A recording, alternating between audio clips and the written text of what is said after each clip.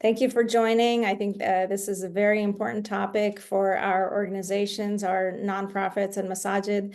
Having been involved in running a nonprofit, I think one of the biggest hurdles that we face is funding, how to get that funding. So, trying to look to other sources to see where we can get our funding and how to really become stable and sustainable is one of our biggest challenges. So I really look forward to hearing from Todd to see, how we can encourage people to establish waqfs or, plan their monetary wealth in such a way that we can really build these institutions so that they are around for years to come. So with that, I'd like to welcome Todd, and inshallah, he can, present us with all this information. And if anybody has any questions, I'd be happy to ask him during the presentation or afterwards. Just please make sure to enter your question into the chat. Thank you. Great. Thanks so much, Zuhair, and assalamu alaikum to everybody. I'm looking forward to addressing this question and looking at it from an institutional perspective. Very often I give this presentation for Muslim community members, really focusing on the nuts and bolts of primarily the California legal system, as well as the Islamic law elements.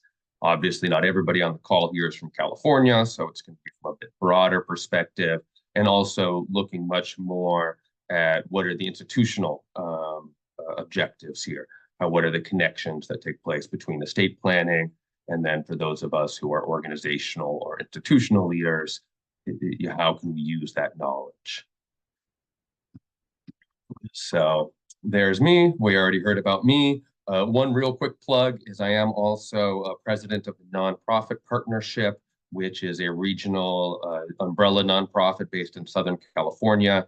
Has a lot of resources and trainings available for nonprofits, a lot of them online, things via Zoom, so available to people all over the country. I would, for anybody who is involved in a nonprofit, I hope we have some resources and expertise that would be helpful. You can see the website there, tnpsocal.org. So one of the things that I've been really excited to work on, and one of the reasons why I went to Bayan was to get a greater understanding, to be able to work with Muslims to create meaningful legal documents, things that are enforceable here in the US, but also incorporate their religious understanding, our goals, our search for purpose.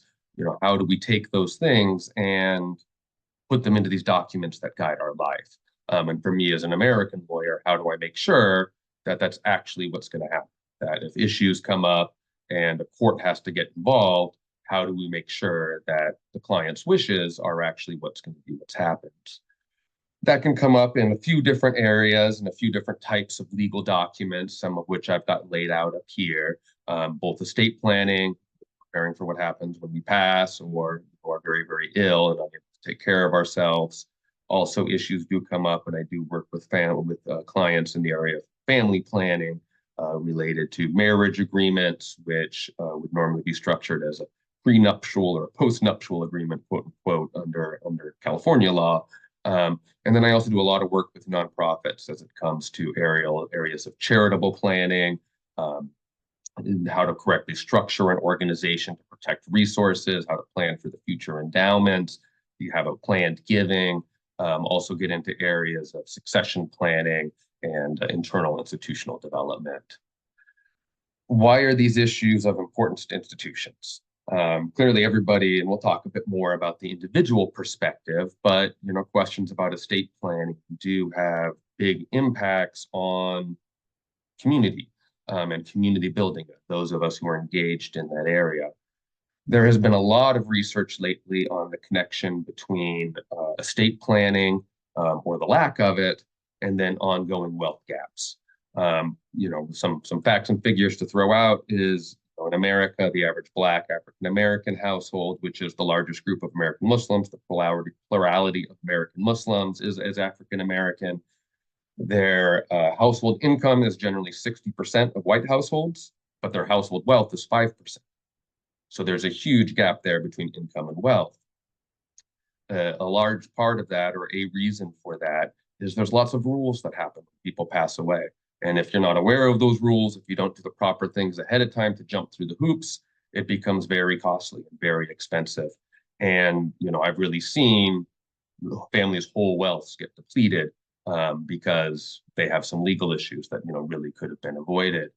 Obviously, that depletes the funds that are available for supportive community institutions. So if people are saving more, if that money stays in the families, it also stays in the community, and that is a boon for organizations. In fact, a couple of years ago, the NAACP passed a resolution and started a program involving estate planning, education about estate planning, specifically to try to overcome the wealth gap that exists between Black households, in America. Talking to community, educating them about estate planning is also an opportunity to get a testamentary gift where somebody just writes into their will or trust a gift for the institution. Within Islamic law, Islamic tradition, there is a part of estate planning known as the wasiya, which is a voluntary gift which can be given to anybody, is encouraged to be given to charity. And if people are thinking through that and just addressing that issue, of course, there is more of an opportunity for them to make a donation, a meaningful gift to an institution, a masjid or otherwise.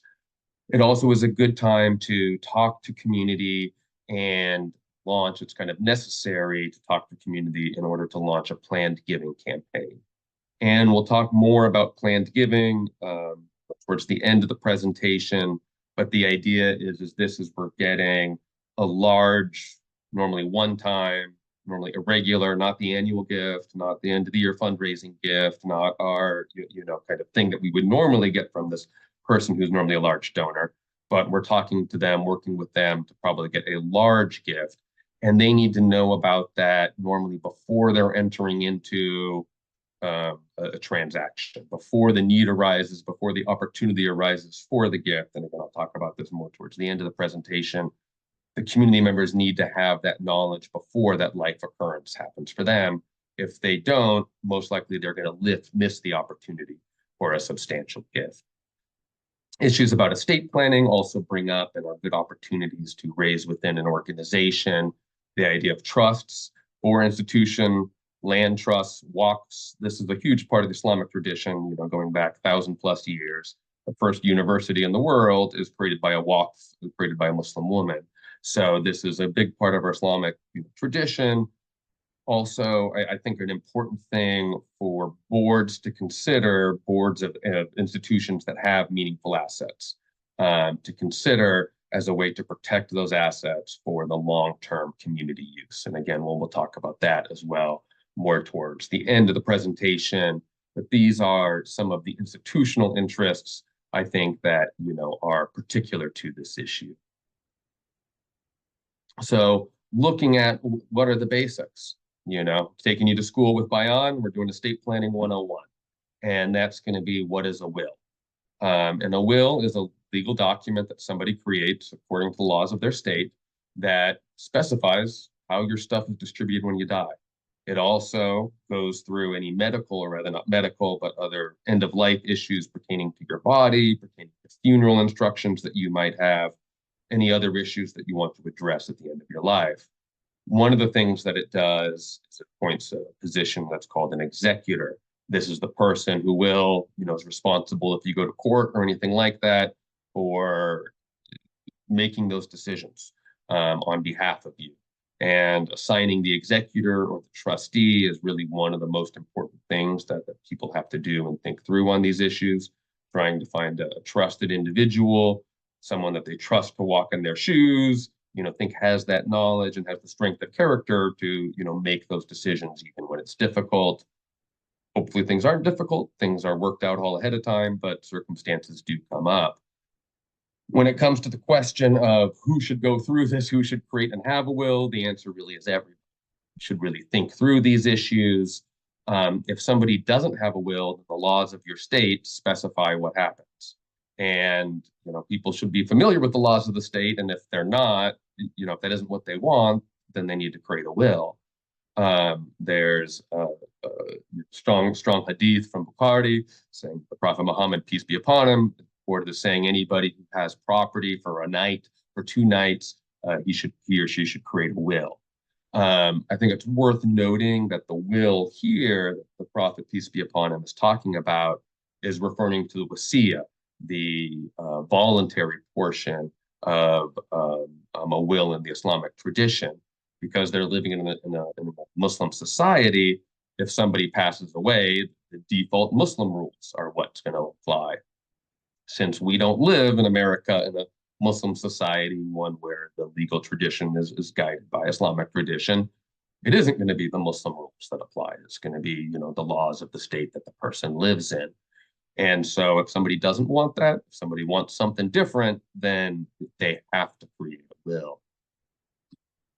But for most people, or for many people, a will is not going to be enough. And that's because of what's known as probate, which this is the court, the process whereby a court supervises somebody's estate, somebody's property. Also, sometimes what happens with their body, what are the funeral rites? So that's a much less common issue, but all of those issues could come up before the court.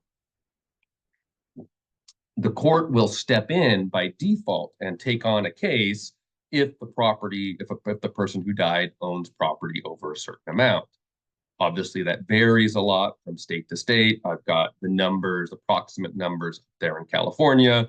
The numbers are about 5-6K than that, that I have up on the screen. Actually, the numbers adjust here each year for inflation.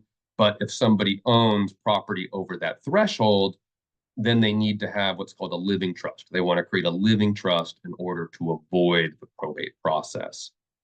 Again, why do you want to avoid probate? The courts are not efficient.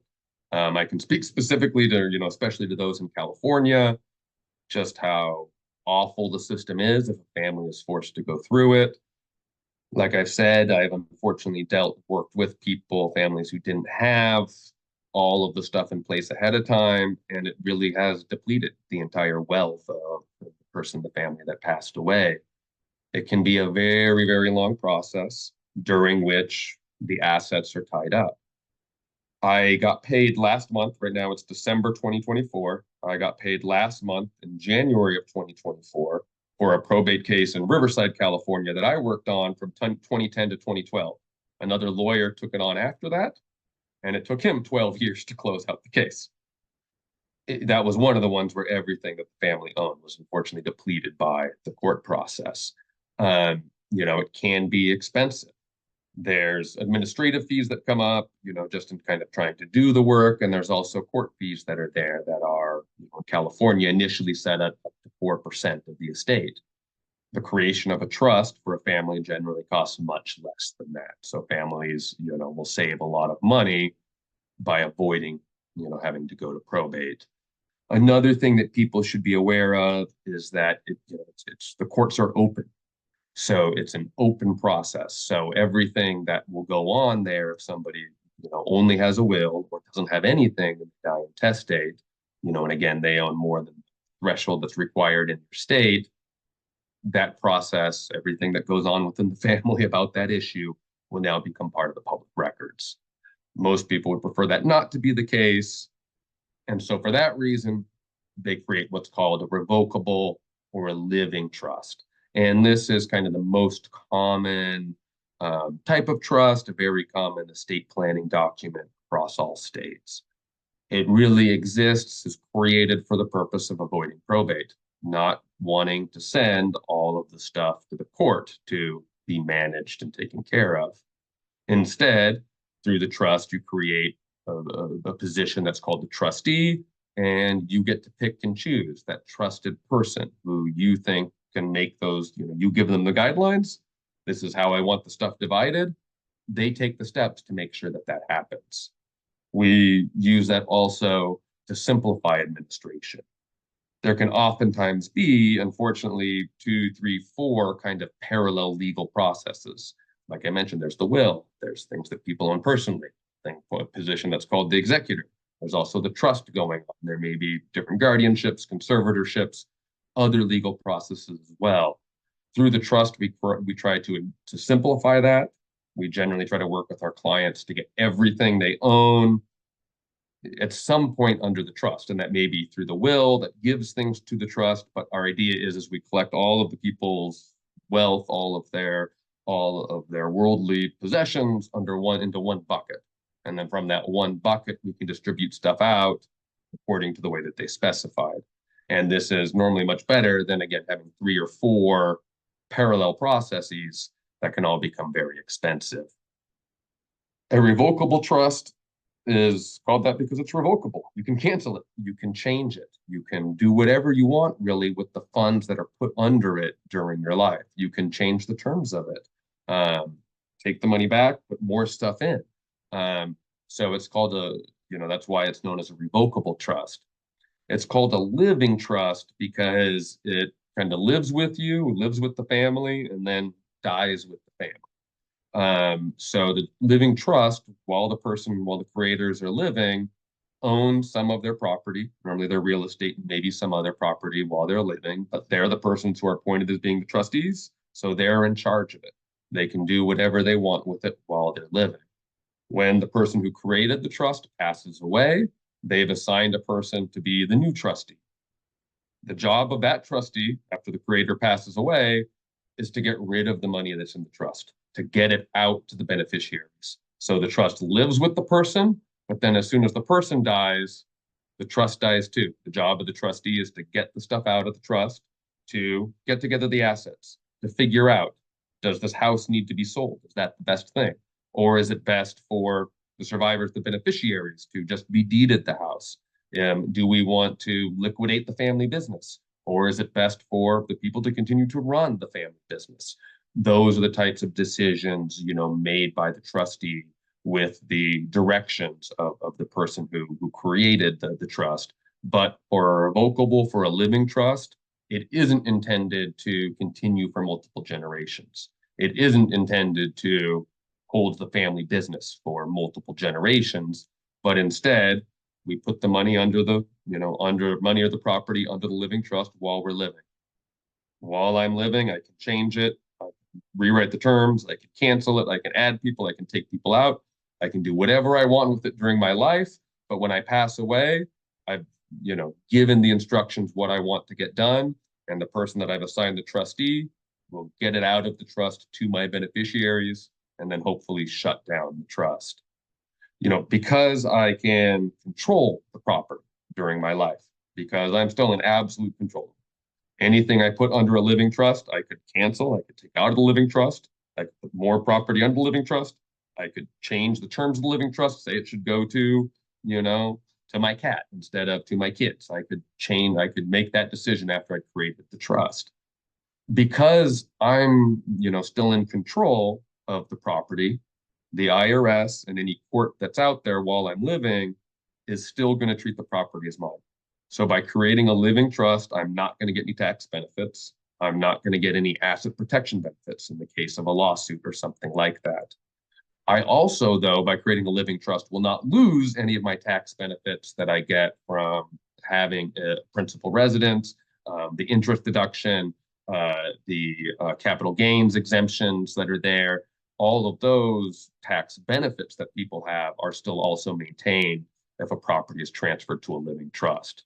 So kind of when you're living, purposes of tax, purposes of lawsuits, anything that goes on, a living trust is more or less invisible. It doesn't make a lot of changes during the person's life. When the person passes away, the probate court is going to respect what's called the legal fiction of the probate or of the trust. The probate court is going to pretend that the property wasn't yours, that the property belonged to the trust, and now that the trust is going to pass it on, IRS, others aren't going to recognize that quote unquote legal fiction during their life because you are still in control of all of the property. A common issue and a question that comes up about the creation of living trusts, and a lot of times these are most necessary for families that own real estate. In most states, that's one of the triggers for the probate court. A common issue and a question that comes up as well. We're a husband and wife, and we have ownership of the house jointly. That could be either there as joint tenants with right and survivorship, as community property, as husband and wife. Depending on your state law, it could be identified as a few different things. Same thing happens if somebody has a joint bank account and there's two people's names on the bank account. So what happens in that circumstance is when one person dies, the other person is the 100% owner. It doesn't have to go to probate. So if married couples, house is on the deed of real estate as joint tenants, as married couple, as husband and wife, as community property, as anything that gives that kind of legal status, when the first one dies, it won't go to probate and it's 100% owned by the second person. The bad news is that second spouse is eventually going to die too. And when that spouse dies, the house will go. So the idea that joint ownership addresses this issue, it kind of doesn't. Because eventually the real estate, the other property has to be addressed so that it can pass to children, pass to other beneficiaries without having to go through probate, without incurring all of those additional fees and expenses. So looking at a bit higher level of complexity here, going to 201. And these are irrevocable trusts. Irrevocable meaning it can't be changed. It can't be terminated. Once you put something in, it generally can't be taken back out.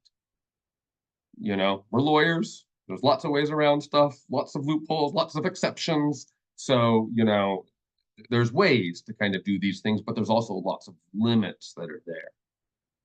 Creating an irrevocable trust will potentially give you tax or maybe asset protection benefits. The idea being that I've created something that I can't change. I've given my property to this, oftentimes maybe to charity permanently.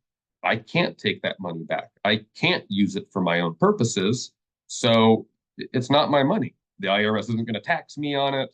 You know, if somebody sues me, that isn't going to be part of my property for a lawsuit. That property is permanently devoted to something else, and I really can't change that. So that will give me, you know, potentially tax and asset protection benefits. But in order to get those benefits, right, I've either had to give up normally the benefit. So maybe I've created a charitable trust for the benefit of the local masjid, for the benefit of another organization. Maybe I've created a special needs trust for a family member of mine who has long-term disabilities. Funds that go in there are not my funds and they're not for my use. If I'm the trustee and I'm in control of that, right? You know, so I could create, and I've done this for clients, you know, a special needs trust for a client who has for a child potentially who has long-term needs. Transfer the monies into that trust. The parent potentially maintains control, but they can't use those funds for themselves. They can only now use those funds for the benefit of the person, the organization, the thing that they've specified. So I've either given up the control of it and allowed, and if I want to maintain the benefit of it instead, if this is creating a type of trust, potentially putting an annuity in a trust or something like that for my own long-term benefit, doing some complicated stuff, trying to get tax and asset protection benefits, potentially. In that case, I might have had to hire an outside expert, somebody to be a trustee from a bank who's going to serve as the trustee. And it's not going to be me who makes the decisions under the trust, but rather it's going to be somebody else who determines if I need those funds for my own benefit, as are specified according to the needs of the trust. So this is a much bigger thing, much more permanent. And again, you're giving up normally either the control and somebody else is making the decisions, but I'm still reserving the benefit of the property for me, or I want to maintain control of the property, but I'm giving up, you know, it's no longer for me. I'm putting it in for a charitable trust, creating a donor advised fund, maybe something like that, or, you know, something else for the benefit of my family. And, you know, lawyers are creative and there are infinite amount that we can think of and come up with, and normally going to be for the needs, you know, addressing an issue that comes up for a family or addressing large value assets that maybe we're trying to get out of the estate to avoid wealth tax, to avoid the death tax, something like that. So, you know, just really a very, very broad area that is very specific as to every family's needs. A few of the ones that do come up, special needs trust. So this would be oftentimes created, if there's a lawsuit or some other sort of funds that are coming to somebody who's suffering from some long-term impairments, and we want to make sure that that person maintains eligibility for different benefits. So if that person is receiving Medicaid, potentially some other benefits, and now they're about to get a multi-million-dollar lawsuit settlement related to the car accident, that might make them ineligible for those government benefits. So instead of giving the funds to them, the settlement funds will be put into a special needs trust. Somebody else will be the administrator of that, but it will be for the benefit of the clients long term. This might also be created for families, for a child that has special needs. A life insurance trust or an annuity trust. There's also land trusts that are out there. You know, again, if there's a specifically valuable asset, something we want to do with, try to take it out of the estate, try to give it some sort of protection. But, you know, we're talking about things that now are going to be costing thousands of dollars to do. So it has to be a pretty valuable asset to, you know, take those steps. We'll talk a little bit more about as well once we chat about planned giving, charitable trusts. And so there's, you know, so many different kinds that could be set up if somebody wants to benefit a charity. And there's ways that they can, you know, permanently donate the money to a charity, but maybe they want to maintain some ability to invest that money during life, to manage it during life. You know, there's certain kinds of charities that you could do, certain kind of charitable trusts that could be set up to do that. These a lot of times are going to be set up and used as it comes to highly appreciated assets that somebody wants to donate to your institution. So if there's somebody who has a business and it's now worth a lot more money than it was when they created it, they've got some Microsoft stock, some Apple stock, whatever it may be, that's highly appreciated, some real estate that's gone up a lot in value, and now they're looking to sell that asset. You know, they're looking to liquidate that asset, sell their business, sell their house, you know, a major piece of real estate, something like that. And they want to give a charitable donation, you know, from those funds. They want to use some of those funds for a charitable donation. There's a lot of ways they could set up different kinds of trusts to save a lot on taxes for them. They can not pay the taxes on the appreciated asset, instead donate that to the organization through a trust, and they don't again have to pay the taxes on the $10 million appreciation increase in the value of the real estate. Instead, they might get that as a deduction, a donation benefit, but they don't have to pay the charitable, they don't have to pay the capital gains taxes on that. So it's something, again, to talk to potentially large donors about before those transactions come up, because it requires planning, special steps ahead of time. Otherwise, you know, likely organizations will miss that opportunity. That's all American law stuff. So now looking at the Islamic stuff. So traditionally, in my understanding, of course, there's different ways to formulate this. Diversity is a blessing in the Islamic legal tradition. But as my understanding of it applies, you know, we can largely divide, look at the Islamic inheritance, what happens when somebody passes away, in kind of two different areas.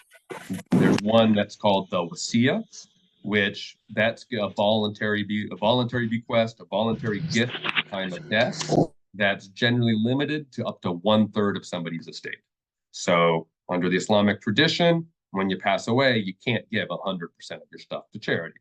A certain amount of what you own during life is reserved for your family. There's the verses from the Quran, the numerical identifications that you can see there that discuss the wasiya and, you know, generally the things that you're allowed to do with it.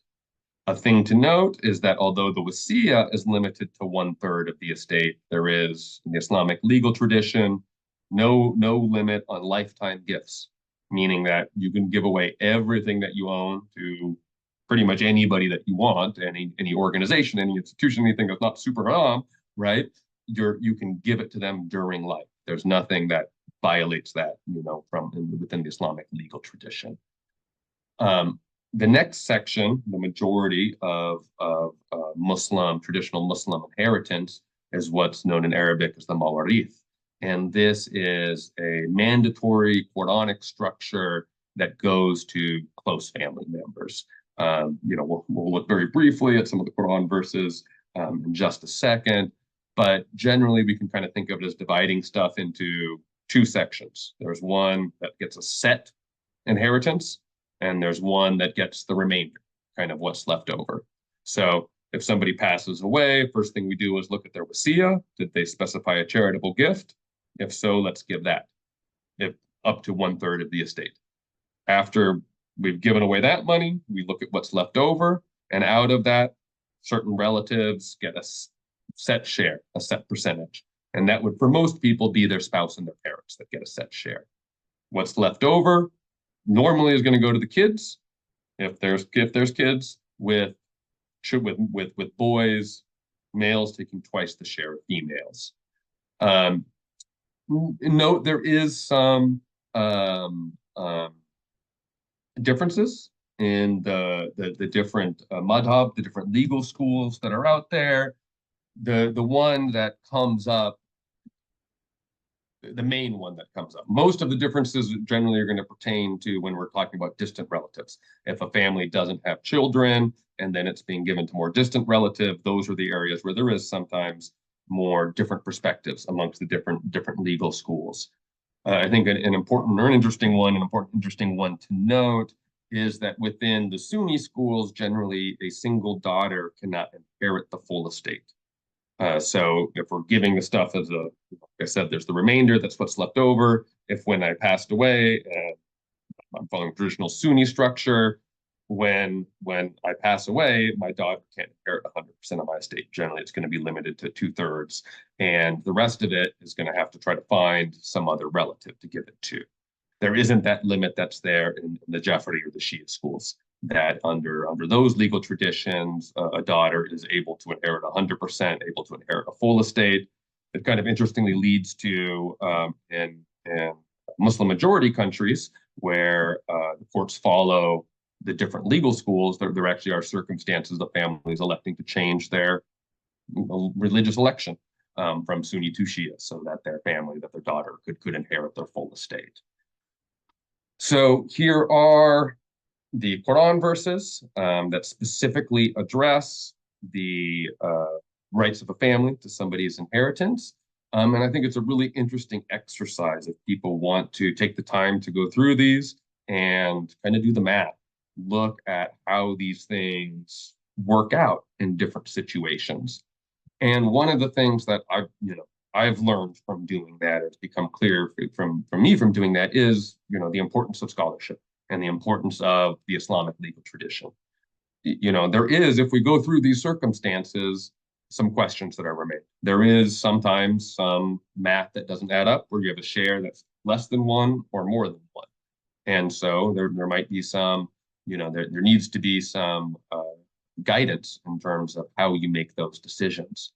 And so, yeah, I think this is an area where, people can really see and understand the need for our traditional scholarship. So what I have done, though, is not traditional scholarship, because that's not my role. I'm an American lawyer, a master's degree. I have an academic understanding of these issues, but I'm not a sheikh or somebody who's coming in with religious authority. So what I've tried to do is take from the different schools both the Quran, the Hadith, as well as the legal traditions, the fatwas or other legal writings that are there pertaining the issues, and tried to create those into an American legal document that somebody who wasn't Muslim could understand. And this is complicated. You can see it's complicated by what's up there on the screen, and then these charts run in my wills and trusts that I create. They generally run for another 8 pages that are there at the end of the wills and trust. And this is kind of the backup. If what doesn't, if the circumstance that we do foresee, and I'm going to give more specific instructions in what I write to make things simple, in our current family situation, we see this. But if there's a radical change in the family structure, if somebody's children was to pass away all before then, we've got, a laid out schedule of what the Islamic tradition says about who inherits what share. So there are some other legal documents as it pertains to estate planning that people in the community will want to be aware of. One important one is Advanced Healthcare Directive, also in some states called Long Living Will. So a will, a trust, these only come into play when we die. If we're anything less but dead, then those documents do nothing. But there are circumstances, especially as we deal with, improved healthcare, people living a lot longer than they used to, where, people are alive but unable to make their own decisions. An advanced healthcare directive, a living will say who I want to make those healthcare decisions for me if I'm unable, and it will also specify, what are my directions, what are my guidelines that I have. If somebody has a special health issue, some special concerns, there might be, more detailed instructions in there. But the normal question, the most basic thing these are addressing is whether or not we pull the plug. If life is being artificially extended, if life is being artificially extended and there's medical agreement that there's next to no chance of recovery for the person. The common situation for this would be no brain activity and the person is being kept alive by, a respirator or other machines. Do we want to continue to artificially extend life, or is that something that we don't want to do? The huge majority of contemporary Muslim scholars agree that Muslims can make their decision on that issue, that the Islamic tradition is perhaps one of the strongest areas, the most, the complete rulings that there is without exceptions. No euthanasia, nothing allowed about that in Islam. But that's not what huge majority of contemporary scholars agree that that's not what this is. That, if people see it as they want to pass with dignity and they don't want to put their family through additional hardships, they are permitted to make that decision, in keeping with the Islamic tradition. They don't have to make that decision. It's permissible to decide you want to extend life, hope for miracles. There's nothing wrong with that as well too, but people are able to make their own decisions under the Islamic tradition. Another thing that people have to deal with and think about is, and this is going to change from state to state, is the way that married couples own property. In California, where I mainly practice, we have what's called community property. So if people earn money during their marriage, which the majority of monies that people have is money that they earn during marriage. Normally, if you've been married, several years, everything that you own can kind of fall under that category, unless you've received a gift from your family. Or somebody else, doesn't have to be your family. So that'd be community property. It's on 50-50 by each spouse. When the first spouse passes away, 50% of that was their property, and that will be then distributed. The surviving spouse owns 50%. Doesn't matter in a community property state whose name was on what. If you were a married couple, you bought a house with the earnings, paid the mortgage out of wages. Only one spouse's name was on the property. In a community property state, that's still going to be community property. We look to, generally speaking, where did the monies come from, not whose name is on stuff. In a separate property state, it's different. In a separate property state, if I work and I take all my money into my own personal bank account, then that's my personal money. And my spouse does the same thing. That's her money, right? And, I pass away, we've got my money, but we don't touch her money. She passes away, we look at her money, but not my money, right? So that's the difference between a community property and a separate property. I think both of those are different from the Islamic tradition. And this touches on the unequal distribution between males and females, sons and daughters, and also husbands and wives. Not every category is there a gender difference in distribution. Parents, both father and mother, get a set share of this, the same equal share of the Islamic tradition. But as it comes to property ownership under the Islamic tradition, I would say that women get separate property, that a woman's property is hers, and that nobody has any claim on that. That a husband or anybody else couldn't say, hey, I need that money, give it to me. But under the Islamic tradition, a man owns property under something more closely resembling community property, or he owns the property in trust for his relatives. Under the Islamic tradition, a male could be taken to a traditional court and held into account, be ordered to pay for not just the basic support, but maintenance at the level of which they are used to for any relative, any minor or any female that he's the closest relative to. There's nothing like that in the American system. There is no way for somebody's daughter to sue their son to say, hey, take care of me. There's just not, it doesn't exist within the American Western conception of law, but did within the Muslim tradition. And so, yeah, I think that is, in my understanding, the reason for this variance in what the genders are given. A question, and that is one of the common things that families want to discuss with me. Another one is the distribution upon the death of the first spouse. So under the Islamic tradition, when a person dies, their property is distributed out then. The spouse gets a share, but they don't get everything. Very commonly under American legal customs, normally, maybe normally, you can really do whatever you want. It's free to choose. But very commonly to the surviving spouse and then to the kids. So there's the desire to make sure that the surviving spouse has everything they need to live off of. Under the Islamic tradition, if it's strictly followed, the spouse that passes, their wealth would be distributed out then. Only a minority share going to the spouse. If you live in a community property state, the surviving spouse will still maintain their 50% of the community property. So they'll actually end up with the majority of the married couple's property, but a bunch of it will be distributed out then. Whether or not that's right for every family, these are decisions for families to make. Again, I'm not a sheikh, I'm not a mufti. It's my position. I'm an American lawyer. I can tell people, a good academic background, a degree from Bayan. So I can tell people this is what, Muslims from a certain place at a certain time, this is what they did. This is how they approached it. But I'm not in the position to say this is what's right or wrong for your family. Local scholars, local institutions, trusted with knowledge of the individual fill that gap. So taking a look, and I see we're getting near the end. So in the last few minutes here, though, I do want to make sure that we have time for questions. What's planned giving? So, and how does this connect to estate planning? So planned giving is when an institution is trying to get an irregular gift. By this, what I mean is not the annual gift, not, the fundraising dinner, not our end of the year campaign, not something that we normally do. This is, we're seeking a not regular, an out of the ordinary gift from this donor that's normally going to be pretty big. That's what we're hoping for.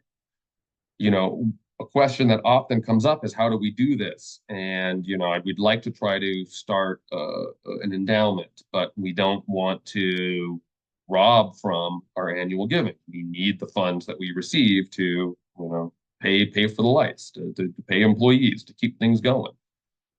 A thing to think about and a way to approach it is to, remember and try to structure it so that when we're talking to somebody about planned giving, when we're talking about this large gift, we're not talking about something that's given from income. We're not talking about, I've got, from a donor perspective, I've got $500 left over at the end of the month. I'm going to, give 500 to the masjid. We're not talking about what's left over at the end of the month. We're talking about what is your total wealth? What is the total amount that person owns, and to consider that and to give a gift from that. And, that's normally going to be more meaningful than the gift from income. Lots of different ways, lots of different things that, this could be done. It could be through a bequest, a gift in a will, or a trust. A lot of times it could be a gift of a security or other appreciated assets, like I talked about a bit, that could be structured in through a charitable trust so that they get, tax benefits. There really are lots that could be out there. And there's lots of different ways to do it that give benefits to the donor. And so this is one thing I think from an institutional perspective is to realize is that it's going to be donor driven, is that you have to make sure that the donor has the knowledge ahead of time, that the donor has the support, the legal, the accounting, the financial planning support that they need. And those experts are going to tell the donor how we do it. They're going to say, you save the most money by structuring it as a, upside down Wyoming trust or something like that, right? But it is then going to be the donors experts who, mainly decide how it's structured, and, the institution then that moves to support that. If those large donors, those large potential donors, the business owners, people with big medical practice, people in large amounts of real estate, things that have appreciated years, over the years, if they don't know about this ahead of time, if they don't know about this, when they're getting ready to cash out, that's the time to have this conversation with them. Is I'm getting ready to sell my business, not business is closing next week, or we're in escrow. We have the meeting with the lawyer next week to finalize the real estate transfer. No, that's too late. They need to know about it ahead of time, and they need to, incorporate that into their planning when they dispose of that asset. So it really requires a multi-year commitment to education from institutions. And, it requires a multi-year commitment before it pays off generally. But if you look at successful institutions that have been around for 50 plus years, I would guarantee you almost all of them have made that commitment. They've made that multi-year commitment to educating their donors, educating their community about estate planning, also reaching out to the larger donors about these more advanced issues. This is going to become much more of an issue in the next 50 years, probably less than that. Really, we're looking at what's called the Great Wealth Transfer. And baby boomers have, and specifically or according to my knowledge, at least in America and Europe, have accumulated far more wealth than any other generation ever did. They've lived a lot longer. They've been active in the economy. Leading institutions up to this day have accumulated much more wealth than any other community in the history of humanity ever has. It's estimated that there's 140 trillion of assets that are going to be transferred as the baby boomers pass. So, the issues that are out there are going to start coming up more common. Another thing I would really encourage mosque boards, other institutions that have assets to think about is the creation of institutional waqfs, or kind of land trusts.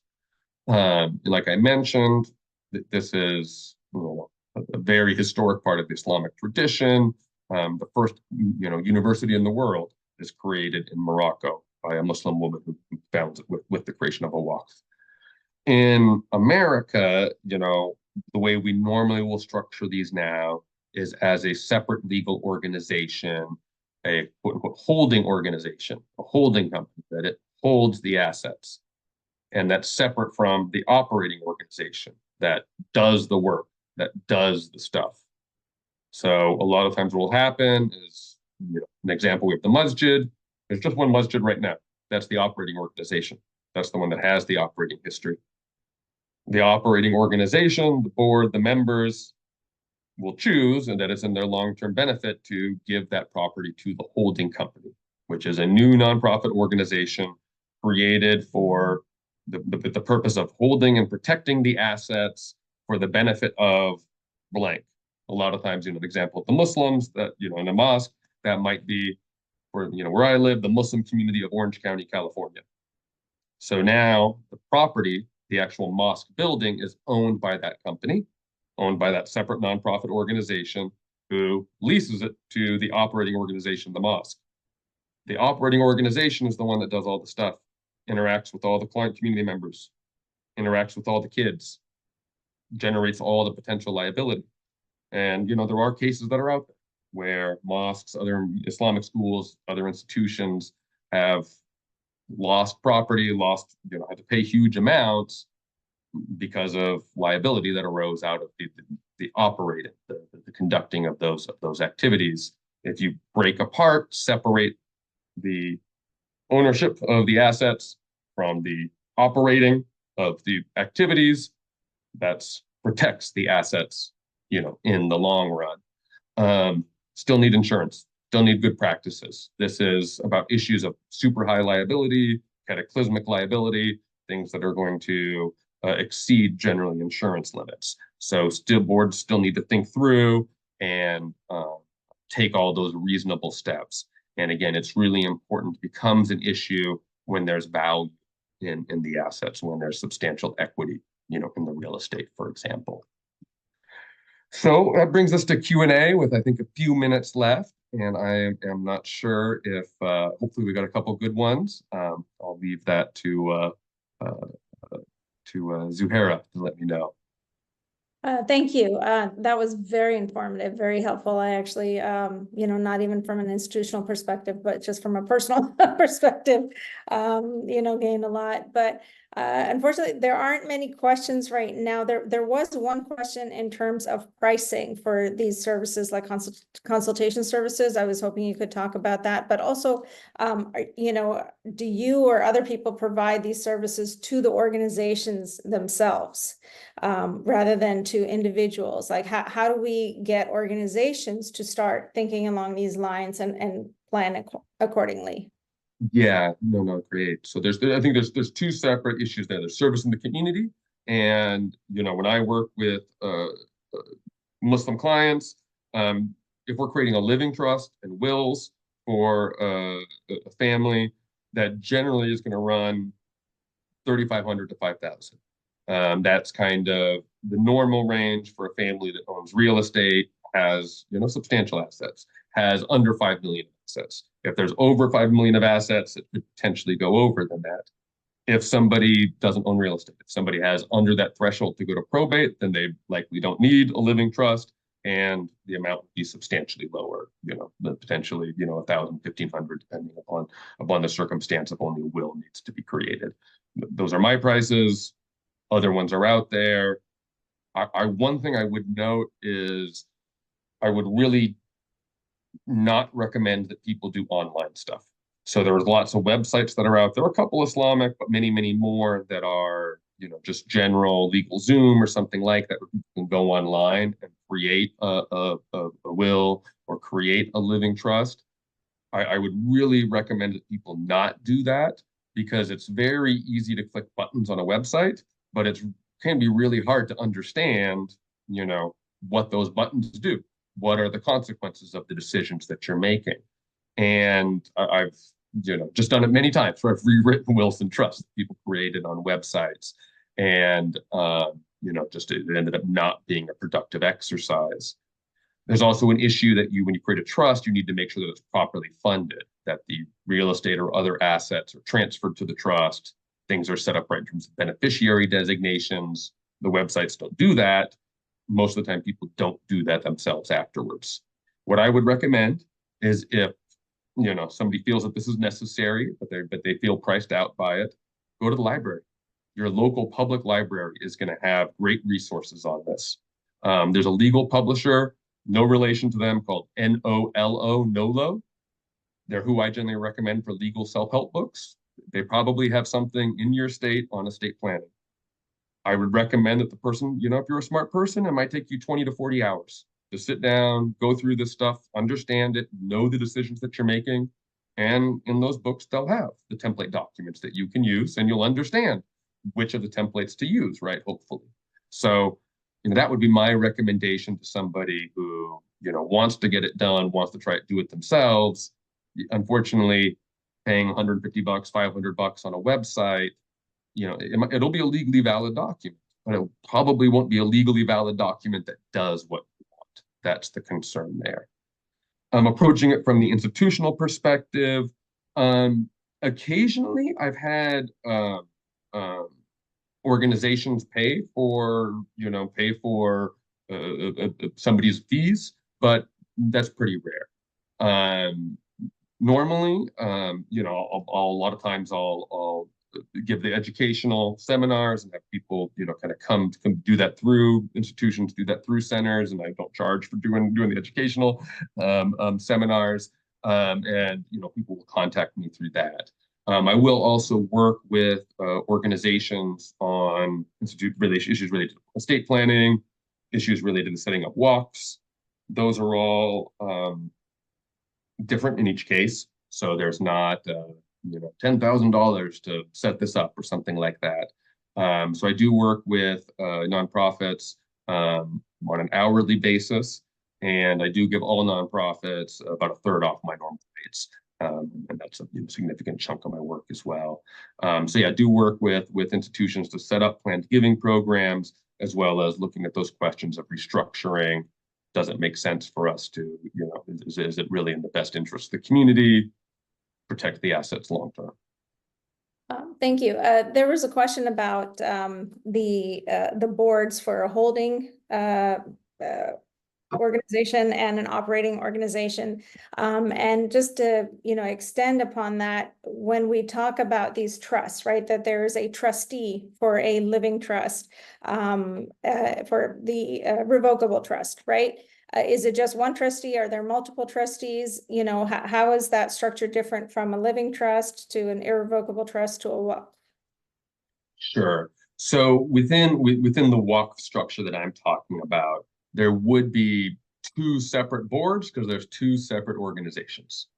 I generally really do not advise that mosques or other organizations have within their structure a board of directors and a board of trustees. If those both exist within one organization, in my experience, that can lead to misunderstandings and confusion about who has which powers, which can lead to conflict, which can lead to litigation, which can lead to, tens or hundreds of thousands of dollars in expenses. So for that reason, I don't recommend that within one mosque, there's a board of directors and a board of trustees, or whatever titles we want to give them. Within the structure I'm proposing, holding organization, a lot of times I will identify, just to kind of talk to the community, those people as being the trustees. From a legal perspective, they're the board of directors of the organization which owns the land. But again, they're a separate legal organization, a separate board. Normally, when we talk to community, we're going to call them the trustees. The holding or the operating organization, right, it's got its own board of directors. It's got the people who've been running the mosque or making the decisions, operating as the directors of the mosque. So there would be two separate boards. They need to be majority separate. There can be a little bit of overlap, but the majority of the people on the two different boards needs to be separate. When it comes to assigning the trustees of your trust, in a living trust, when you create it, it's going to be you when you're living, almost always. You and a spouse, sometimes you and another family member.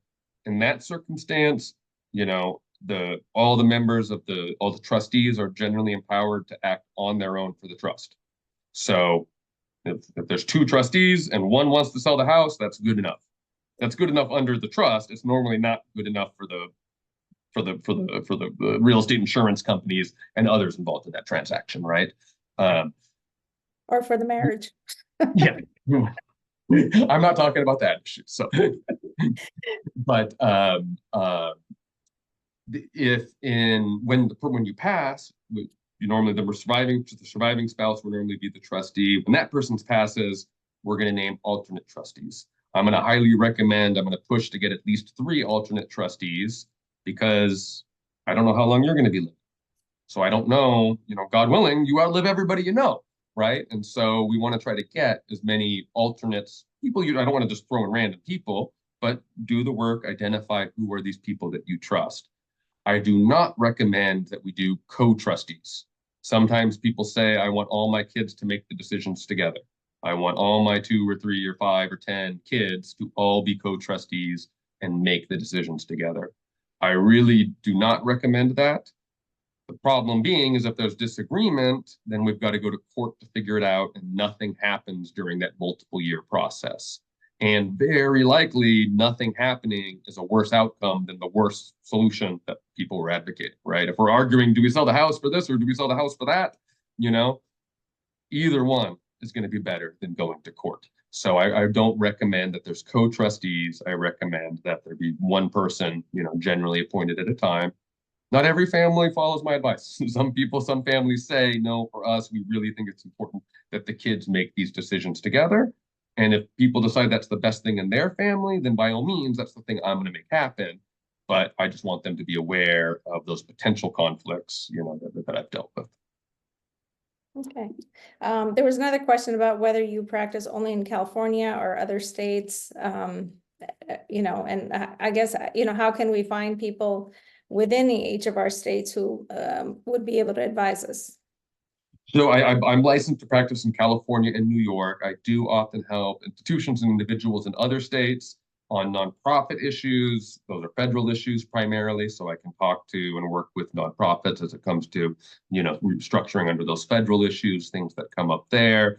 Very often, I also team up and work with local attorneys who might address the state law issues while I look at the Islamic law issues in a will of trust. So, Alabama is a state I've worked in quite a bit as well too. I've got some associations with some local lawyers down there, Texas, New York, Florida, a few other states. I've associated with local attorneys. If the center has local attorneys, I love to talk to them, share the knowledge, hopefully work together, try to provide those, make sure that the community has access to those, to the things they need.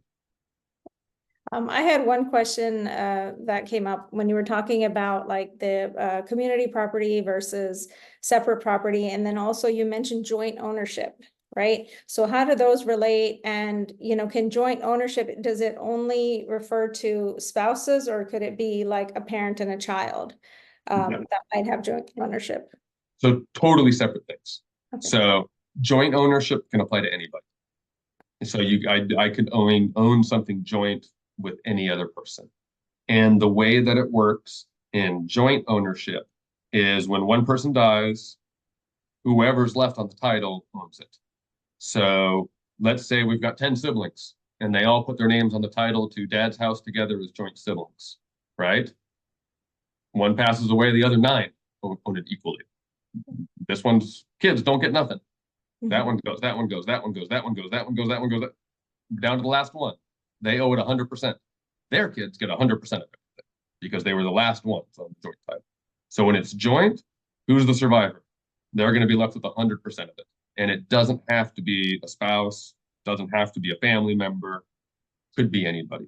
Same thing when you open a joint bank account. That's the same thing that's going to be happening there. If you open a joint bank account, if a parent opens a joint bank account with one of their children, when they pass, those funds will now belong 100% to that one child. The other kids won't necessarily, won't by default have a share in that.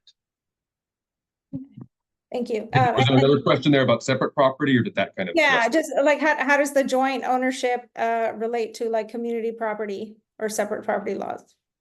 So, I think it's just, it exists there on top of it. So every state has some form of joint ownership.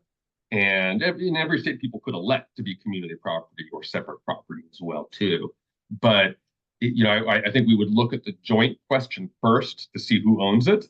And then if we determine one of the spouses owns it, then we'd look to the laws of the state to say, does the other spouse also have a share? With regards to the property holding organizations, do you recommend, or is it common that all of the board members, or at least some of the board members, are family members of the person that, that left this property? Or, what is the relationship there? Or should it be totally outside of the family? Or, what are your recommendations? Everybody's circumstances. And so I think it's the question, for me, it's the question, who would you trust to walk a mile in your shoes? Who can make the decisions the best, for you if you're not there? And the past several years have showed us we can't plan on stuff.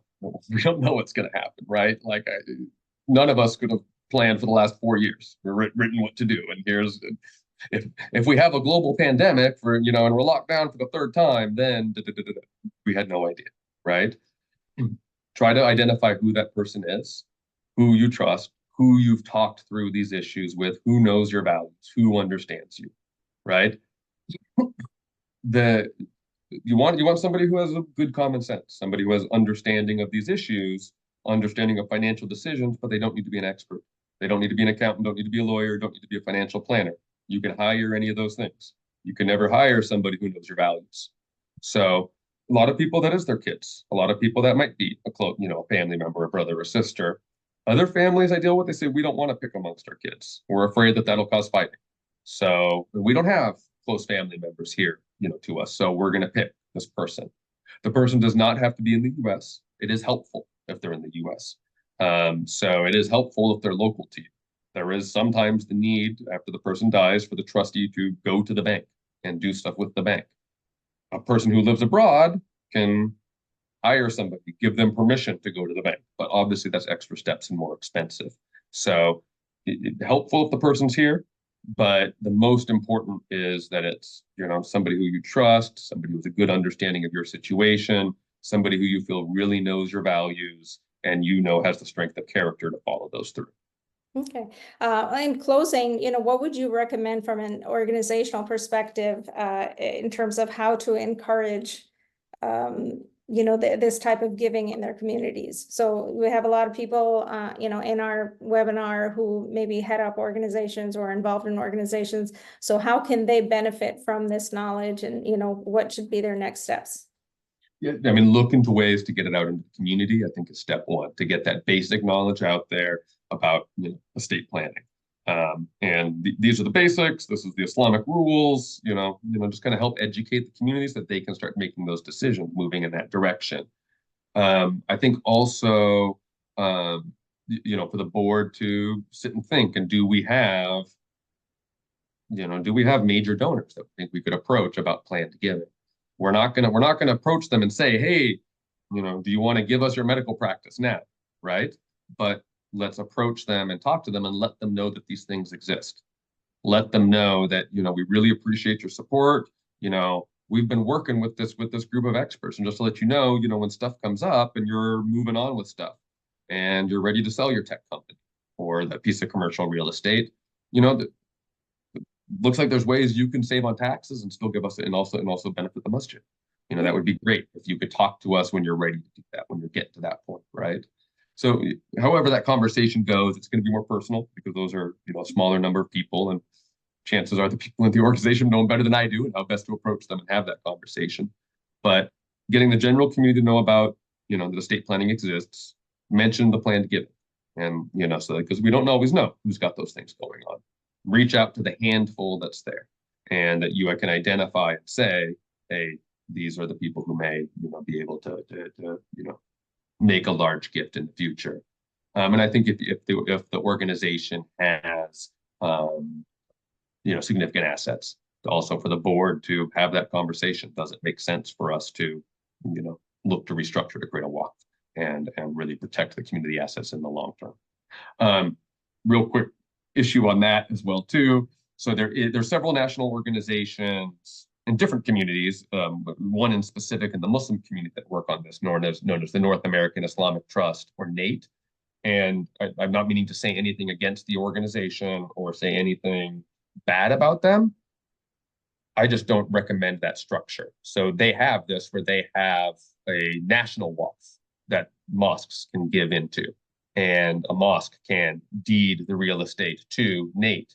And then if the idea is to get the benefits of everything I just discussed. And if something happens at the local level, and then that land isn't lost, I just think it's much better to maintain that local control.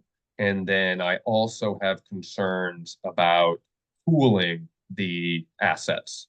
So putting all of them together under NATE, because there is just the possibility something goes wrong with NATE, and then all of those ones are potentially at risk. So I do think it's, that the right idea is there.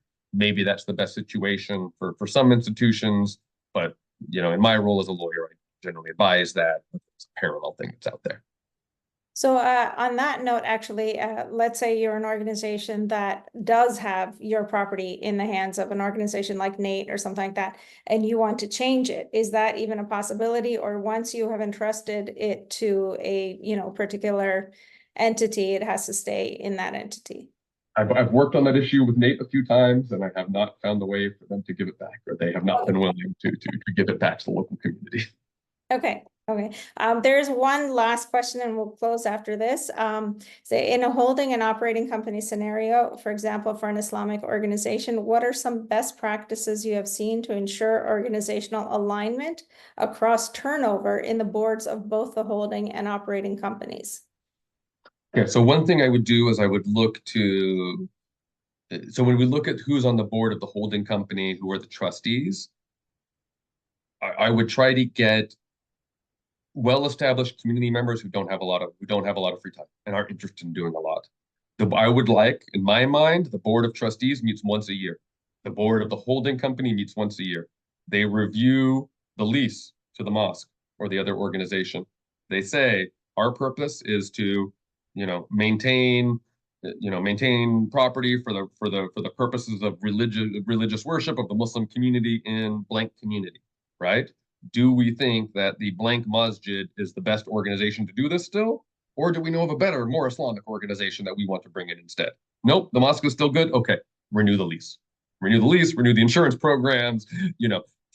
That board is responsible. The board of the holding company is going to be responsible for the long-term preservation of the property, making sure that the appropriate insurance is in place, seeing anything else that comes up, anything else that might come up. They can delegate some of the issues, maintenance and whatnot. They can delegate that to their tenant, to the operating organization, right? But they have a very limited role, protection of the assets for the long term. And then in my mind, once a year, or maybe even every 2 years, renewal of the lease for the mosque that they keep operating and keep running in the facilities. That board does not get involved in the day-to-day. That board does not get involved in the hiring of the imam. That board does not get involved in whatever issues are going on in the mosque, unless they're also community members and they're involved that way, right?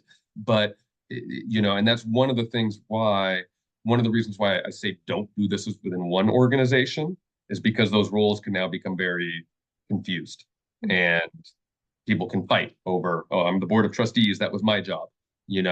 If we have it very separate, the board of the holding company has no input on the operation of the mosque legally. They just don't. Their input is to, if they don't like the direction, they don't like the things that the mosque is doing overall, find somebody else to come in and do it. That's their option that's there. Now, that's a worst case scenario, find somebody else that comes in. I have thankfully not dealt with that situation. But that is just the way that it's structured, so that the board of trustees, people that we see as community elders, maybe people that have served on the board for a long time and are tired of it, ready to, focus on other things, but we trust them in the community. They have the community's best heart at, best interest at heart, but they don't want to get involved in the day-to-day. Those are the people we want on the board of trustees. The other people can get involved with the operating organization. I think as a community, our boards are in an evolving phase.